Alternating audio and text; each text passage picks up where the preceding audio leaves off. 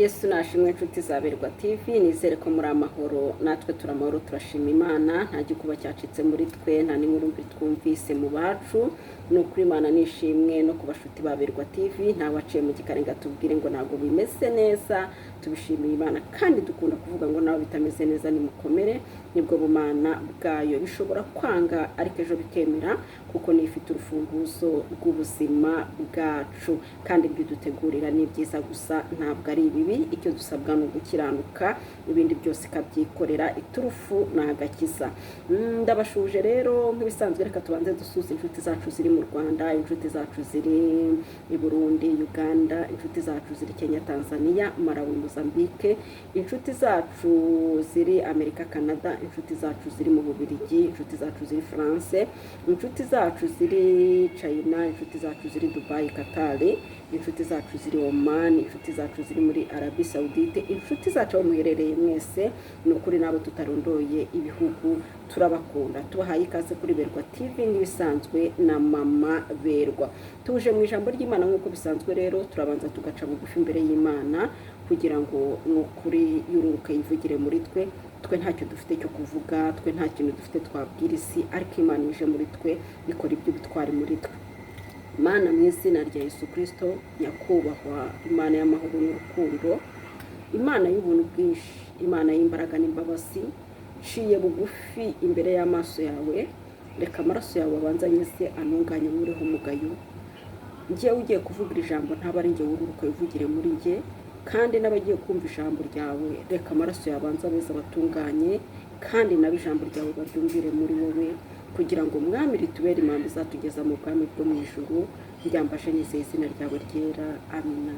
Reka dusome ijambo ry'Imana dusanga muri Yesaya 45, turasoma n'umurongo wa mbere tugeze ku murongo wa 4. Igice ni cya 45, dusome n'umurongo wa mbere tugeze ku wa 4. Ngo ibyakuru n'iby'Abisiraheli uko bazagaruka. Ibi ni byo Uwiteka abwira Kuru, we yimikishije amavuta, ati: niwe mfashe ukuboko kw'iburyo nkamuneshereza amahanga ari imbere ye, kandi nzakenyuruza abami kugira ngo mukingurire inzugi, kandi n'amarembo ntazugarirwa. Nzakujya imbere ahataringaniye mparinganize, nzamenagura inzugi z'imiringa n'ibihindizo by'ibyuma nzabicamo kabiri. Nzaguha ubutunzi buri mu mwijima n'ibintu bihishwe ahantu hiherereye, kugira ngo umenye ko ari njye Uwiteka uguhamagara mu izina ryawe, ari njyewe Mana ya Isiraheli. Nakire neza ijambo ry'Imana. Uyu ni Kuru. Imana yari irimo. Kuru yari afite amahanga ari imbere ye, yari afite ibibazo biri imbere ye, yari afite intambara ziri imbere ye. Ariko kuko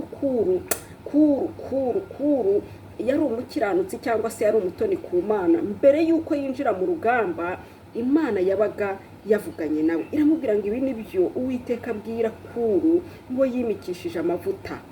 Haleluya, haleluya, haleluya.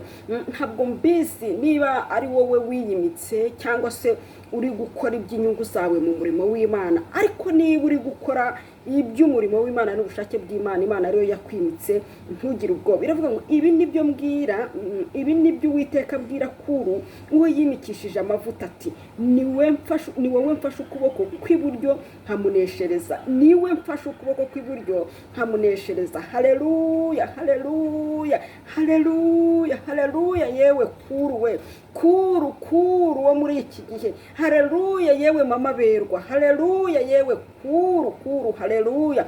Wowe muri iyi minsi wumva uri Kuru, we wumva warimitswe n'Imana, ibi ni byo mbwira, ibi ni byo Uwiteka abwira Kuru, uwo yimikishije amavuta. Haleluya, haleluya. Birashoboka ko abantu bareba ubutunzi ufite bakakwimika, ariko atari Imana ikwimitse. Birashoboka ko abantu bakurebera mu bukene ufite ntibakwimike, ariko Imana yo yarakwimitse. Birashoboka yuko hari umwanya uhagazemo, ariko atari mu bushake bw'Imana, bitewe n'uriwe, bitewe n'ubutunzi, cyangwa bitewe n'ukora muri uwo murimo w'Imana, akareba akavuga ati hano hantu harimo akaryo, reka nkuzanemo nawe urye. Ukaba waraje kuko harimo akaryo, ariko utaraje kubw'amavuta. Ariko umva umugabo waje kubw'amavuta y'Uwiteka. Imana iramubwira ngo ibi nibyo Uwiteka abwira Kuru uwo yimikishije amavuta ati niwe mfashe ukuboko kw'iburyo nkamuneshereza amahanga ari imbere ye.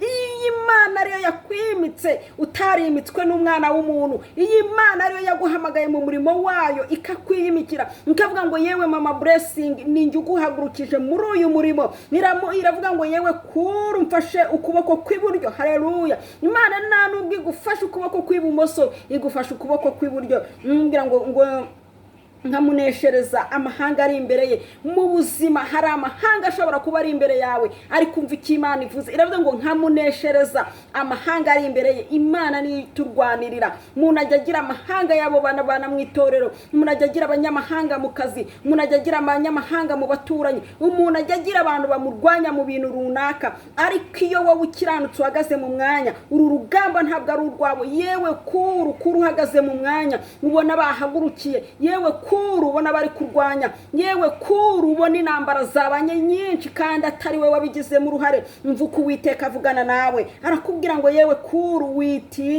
witinya kuko ngufashe ukuboko kw'iburyo. Imana iramubwira ngo nzakenyuruza abami kugira ngo mukingurire inzugi. Birashoboka ko uri kuguhagurukira kuko umuntu w'Imana wahagurukijwe n'Imana muri uyu murimo w'Imana niho twibanda, kuko niho duhurira n'urugamba. Cyo ntabwo tuba muri politike ngo turahura na politike, ahubwo muri uyu murimo w'Imana niho usanga hari uwaguhagurukiye ashaka kukurwanya kuko ari hejuru yawe cyangwa gufite uburenganzira. Imana rero iravuze ngo nzakenyuruza abami. Hari igihe Imana ikenyuruza umuntu ukabona iragukenyeje kuko Imana yaje bayaje. Iravuze ngo nzakenyuruza abami, ngo kandi nzakenyuruza abami n'inzugi z'ibyuma nzazimenagura. Imana igikenyuruza abami ikamenagura inzugi z'ibyuma. Ibintu wabonaga ko bidashoboka imbere y'Imana bigashoboka. Ibintu wabonaga ko wowe utabigomba, ariko kuko Imana ikwishimira. Haleluya. Kuko Imana ikwishimira.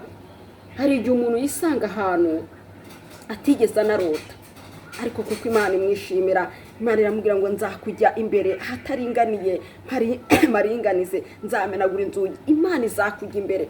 Imana izakugira imbere. Ikintu usabwa ni ugukiranuka. Wowe urareba ukabona birakomeye, wowe urareba ukabona biragoye, ariko Imana ijya yivugira, ikivugira. Imana ikikomangira. Imana igasanga abantu mu nzozi. Imana ikagira icyo ikora, ikirwanirira. Umunsi umwe aka kantu iyo nkavuze nibuka umunsi umwe mudamu w'inshuti yanjye yigeze kuza arambwira buryo yaje ku rusengero avuye ku wundi mudugudu.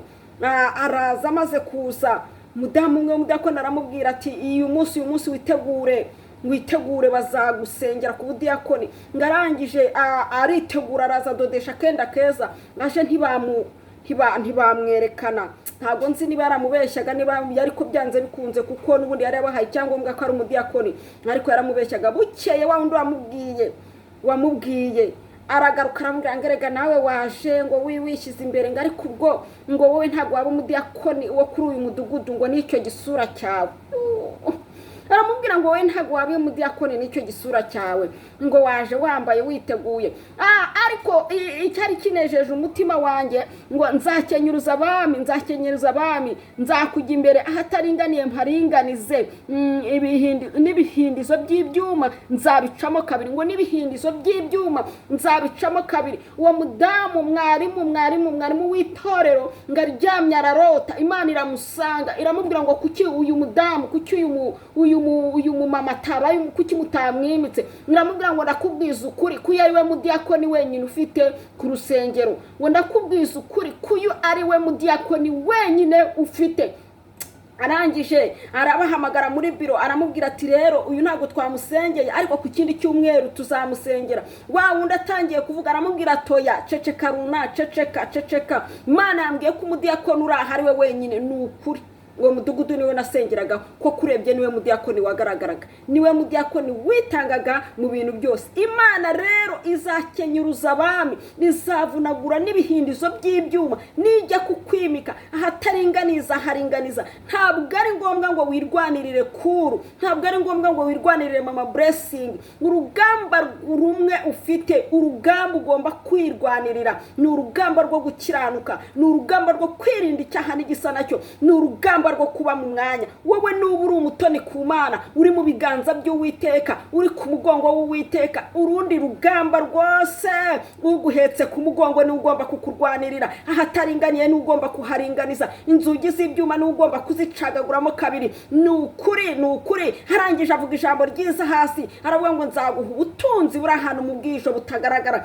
Imana igitanga ubutunzi bw'amahoro. Amahoro niyo ya mbere, igatanga ubutunzi bw'umunezero, igatanga ubutunzi wowe umuntu ku buryo yakureba kavuga ati ariko kubayeho neza ukora iki, ariko se kurya neza ukora he, ese ko wambara neza ukora. Yareba mu bifatika, mu bigaragara, washaka icyo umuntu akora ukakibura, ariko kuko Imana yavuze, kuko uyu muntu ari mu mugambi w'Imana, Imana ifite uko yamuhaye ubutunzi buri ahantu mu bwisho. Yahamagaye Imana iramwumva, yahamagaye Imana iramwitaba, yahamagaye Imana ibuza abantu amahoro bakarota, nk'uko yabujije uyu mupasiteri akarota kugira ngo yimike umwana wayo, kuko yabonaga ishyaka n'umuhati afite. Haleluya, ndafashijwe.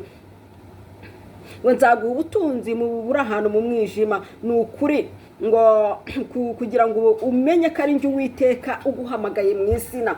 Hari ibintu Imana ikora, hari igihe